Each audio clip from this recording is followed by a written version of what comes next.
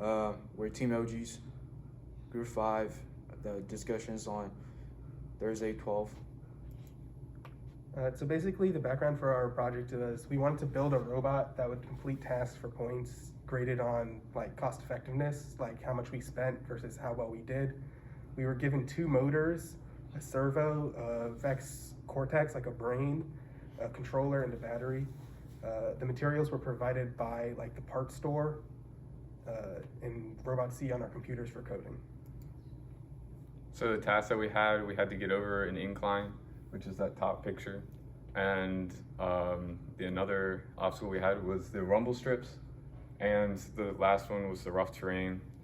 The robot had to be able to get over those without losing ping pong balls. And then we had to collect those ping pong balls from the ponds. They were supposed to be symbolizing an oil spill. We had to traverse the course while still having those ping pong balls in our scoop mechanism that we'll show later. And we had to put those ping pong balls in a storage area that would be the recycling plant for the oil. So the course design was the robot starts from the top right box and it follows the tracks and it has 3 obstacles right here, and we follow the tracks, and when we arrived at the pond, we pick up the ping pong balls, and now we can start using the shortcuts. So we use these first shortcuts and then follow the tracks and arrives to the recycle. So we had a restraint for our project. First, we only had a $200 budget, and then we had to buy the parts to use on a robot from the parts store, each with their own cost. And the propulsion of our vehicle had to be done only through motors, no sort of like springs like that. The vehicle had to be able to be contained inside of the start area, which was a 24 by 24 area.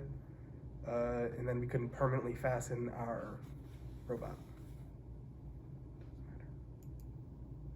Okay, so the design elements. Element 1, robot had to get over the obstacles on the course. So if you can't get over the obstacles on the course, you pretty much will fail the project. Element 2, the robot has to pick up several ping pong balls at once because you only have 4 minutes to get to do the all you need to do to get as many points as possible.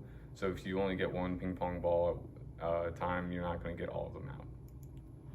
So for the design breakdown, as you can see in this photo here, we have a 90-degree angle frame, so we could get over any terrain, and we achieved that easily. The more ground clearance made it so we could get over the rough terrain and the incline. Chains attached to the sprockets to move the wheels. It makes all the wheels spin. This gives us like a 4-wheel drive effect that allows our vehicle to spin faster and get around turns quite nicely. The scoop, as you can see in this top picture, it is used to pick up the ping pong balls. We coded it in Robot C to go up, so it has a resting position up, and then it goes down to collect the ping pong balls, and then you release, and it goes back up to the resting position. So competition strategy was, so first driver has to get through the course and grabs it 3 to 4 ping pong balls, and then pass it to the second driver, which he has to use the shortcuts and drops the rest of the balls at the oil tanks. So this is the scoring breakdown that we used to create the best strategy. We looked at what would give us the most points and what would lose us points, and developed a strategy based off of that.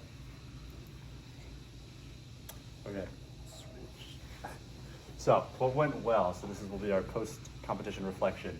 So driving over the rough terrain and the rumble strips, our 90-degree design allowed this to be super easy. The rough terrain wasn't any problem for the robot to get over, which helped our score out definitely. And finishing the course under 50 seconds. That was another plan we had, since we got extra points for doing that, and we were successful with that. And then not leaving any ping pong balls in the pond. Now, we weren't able to get all the ping pong balls to the recycling, but not leaving any of them in the pond allowed us to get more points than if we left them in the pond. And then what did not go well was transporting the ping pong balls back to the recycling bin. over the rough terrain specifically, the scoop wasn't really deep enough to keep all the ping pong balls in there, and so some fell out. And we did not have all the time to get all the ping pong balls to the recycling bin. And we kind of knew that was going to happen. We used a lot of our extra time to go over the rumble strips to get extra points. And then lastly, the controller would disconnect if we hit anything. So if we hit the wall at all, the controller would disconnect for a second and then reconnect, which caused us to lose some time.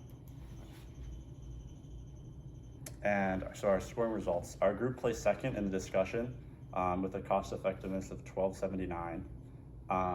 And things that we could have done better, a larger scooping mechanism would have allowed us to get more ping pong balls in each trip. So we would have more time to go over obstacles and get even more points.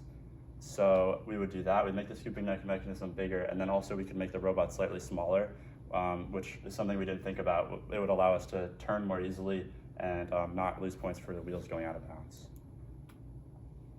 And so what we learned overall, effective teamwork strategies and communication skills was like the biggest. That's obvious because we had to work as a team, planning meetings and working together to get the common goal of making the robot do the tasks provided. And working with metal screws, bolts, and shafts, that was just construction of the robot itself. There's a lot of learning involved in that. And coding in Robot C, obviously we needed to make the robot go when we put the controls forward and the scoop to go up and down when we wanted it to.